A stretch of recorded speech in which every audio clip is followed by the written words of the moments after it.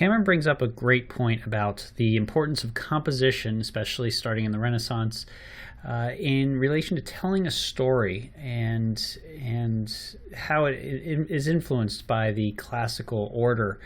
And it's really represented well in this piece here by Perugino, Christ handing the keys to St. Peter. This was a piece that was commissioned for the Sistine Chapel, and it's a fresco. And what we see here is how classical order really is expressed in its design, in the design of this piece, and also how that classical order helps to tell the story. There's a lot of symbolism in Christian art, and it's important to understand what these paintings are used for and how telling the story through them and through the symbols is important, because if we're thinking about the audience of a typical Christian artwork, it's typically the masses, and the masses are typically illiterate, and so what these were used for often was for the priest to be able to use this imagery as a guide for their storytelling. They could point to it as imagery. And in this case, it's also got some imagery that's pulling from historic reference and trying to really portray a lot more depth to what is going on and a little bit more context to what's going on. Because we're also talking about the Roman era. I mean, Christ handing the keys over to St. Peter is supposed to be set in Roman time. So the people who are present here are mostly in somewhat Roman garb. You'll see a lot of people here that are that way in togas, which you see Jesus and Peter and some of his disciples there, all in more of a sort of what they considered classical garb.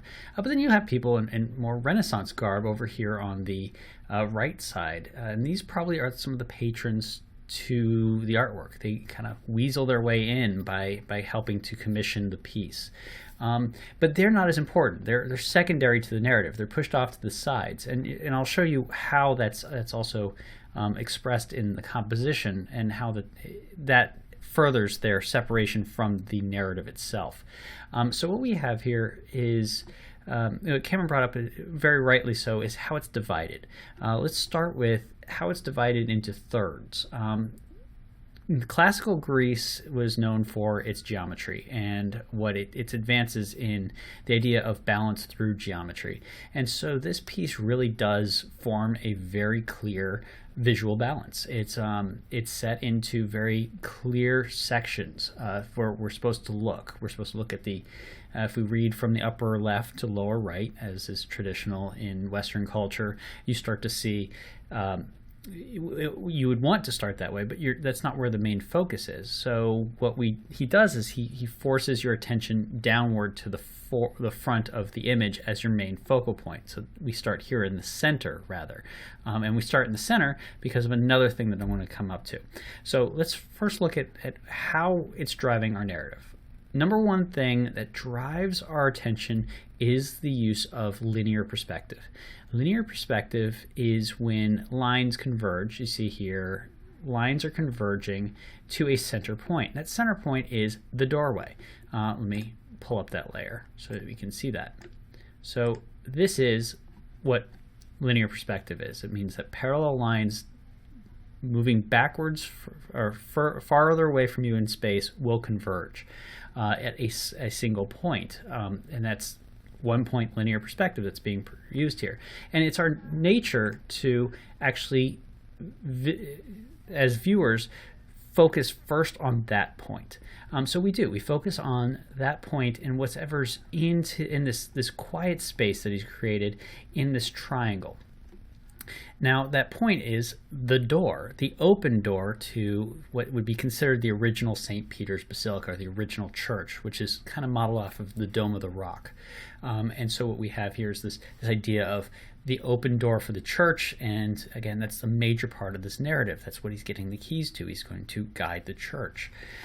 So then what's our second focus here? Our second focus, it drives us forward from that, using those lines, all those lines, drive you forward to the foreground here and to the relationship that's happening in the center, where there's a blank space. It's a quiet space for our eye to rest, and it rests in between the gaze of these two individuals, Christ and Peter.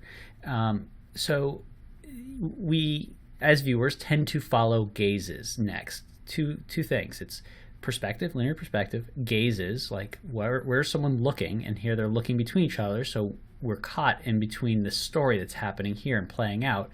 And pointing. So if we follow that story around, oh, where's he pointing? He's pointing to his heart. So you see this wrapping effect as he really internalizes this exchange. And let me highlight that for us here.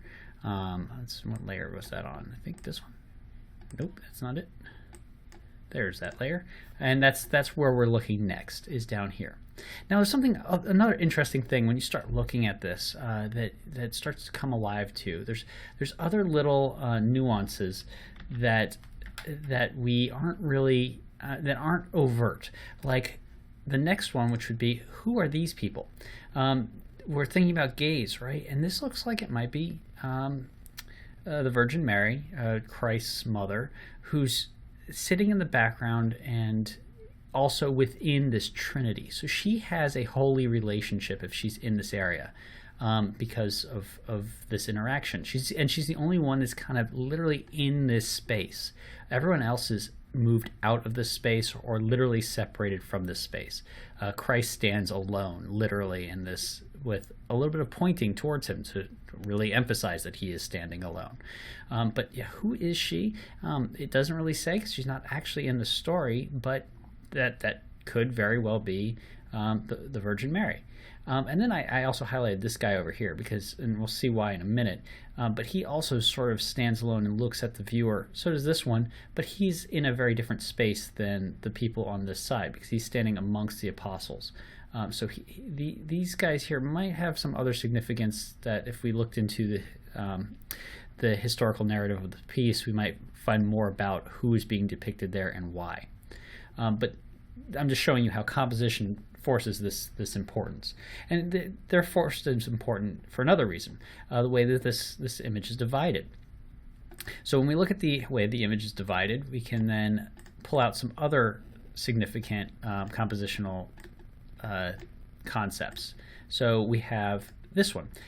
You mentioned that this was done in thirds. Well, there's three narratives here. There's the architectural narrative, with a mirrored image of two people in a doorway who are two people exchanging here.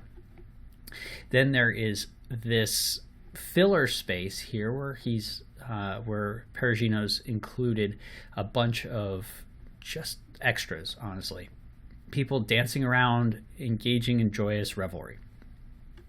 And then the bottom space, which is the main narrative here, where we have Christ, Peter, and all of the attendants for this. And like I said, there's not just the attendants who had been physically present at the event, but the attendants who are now present in the retelling of this story, who are on the wings, as you see here.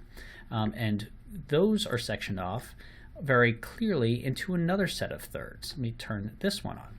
So now what we're seeing here is that there is a left side and a right side, and then the center space.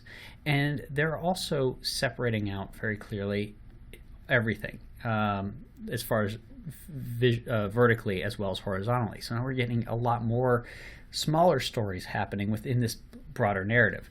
We have the triumphal arches. The triumphal arches are very similar to the Arch of Constantine, which shows the spoils from Jerusalem. So it's kind of a nod back to the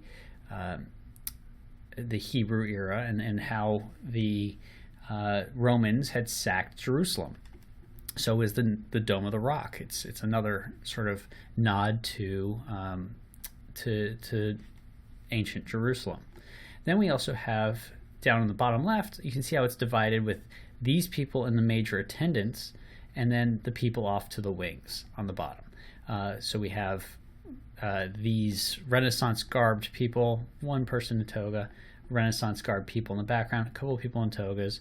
And then, like I said, this guy was very interesting to me because he's falling right on that line that I've created. And that line is the boundary of the church. So where those stairs ended is where I drew these lines. And you can see that it pretty much balances the left and right as equal portions, but to a golden ratio probably to the center. So this is kind of how a story can be told through design elements. And I think that's an important lesson to learn here as we move forward in this course, especially as we get into more modern concepts, because they really do focus on how design and the structure of paintings really engages a viewer and tells a story.